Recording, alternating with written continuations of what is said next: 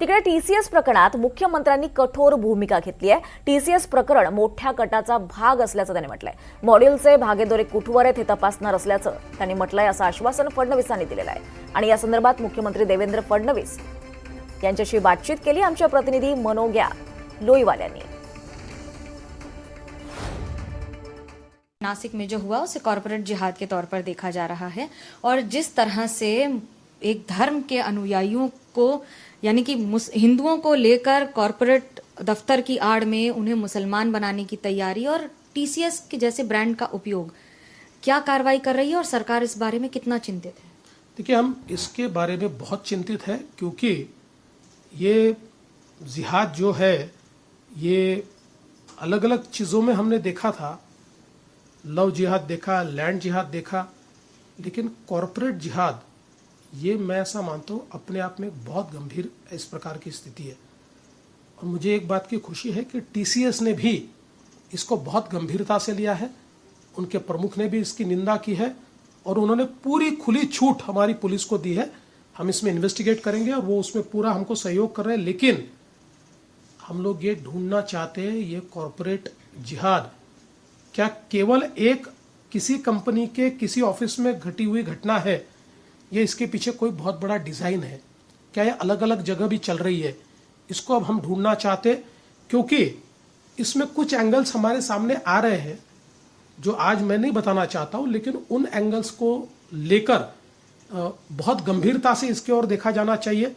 और मुझे ऐसा लगता है कि जिस प्रकार की तुष्टीकरण की नीति आज हमको दिखाई पड़ती है, चाहे वो बंगाल हो चाहे पूरे देश में हमारा विपक्ष करता हो, उसी का परिणाम है कि अब ये जिहाद कॉरपोरेट जिहाद तक पहुंच गया है। क्या इसमें विदेश से भी तार जुड़े हैं और क्या सरकार प्राइवेट कंपनीज के लिए भी कोई नई पॉलिसी लाएगी इस तरह की बातों को आगे रोकने के लिए?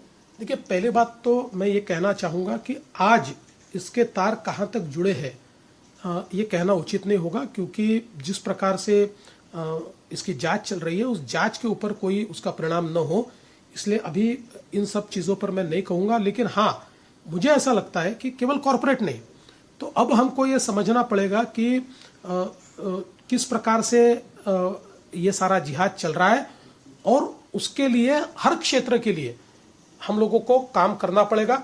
अभी अभी हमने जिस प्रकार से धर्मांतरण, गलत तरीके से जो धर्मांतरण होता है और जो लव जिहाद के तहत जो महिलाओं का शोषण होता है, उस पर महाराष्ट्र ने अभी अभी कानून तैयार किया है।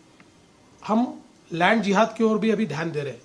अब ये नई चीज जो कॉरपोरेट जिहाद है, इस पर भी बहुत गंभीरता से हम विचार करेंगे। बतौर मुख्यमंत्री, बतौर नेता देवेंद्र फडणवीस का उन लोगों के लिए क्या संदेश होगा जो इस चक्कर में पड़ जाते हैं कई बार? देखिए, एक बहुत ही सोची समझी डिजाइन के तहत हमारी जो मासूम बच्चियां हैं उनको बरगलाया जाता है और अलग अलग प्रकार के सपने दिखाए जाते हैं। कई बार आइडेंटिटी छुपाई जाती है, आइडेंटिटी थेफ्ट होती है, और एक बार उनका धर्म परिवर्तन हो जाता है, एक बार उनको बच्चे हो जाते हैं, उसके बाद उनको छोड़ दिया जाता है। ऐसी कई घटनाएं सामने आई है।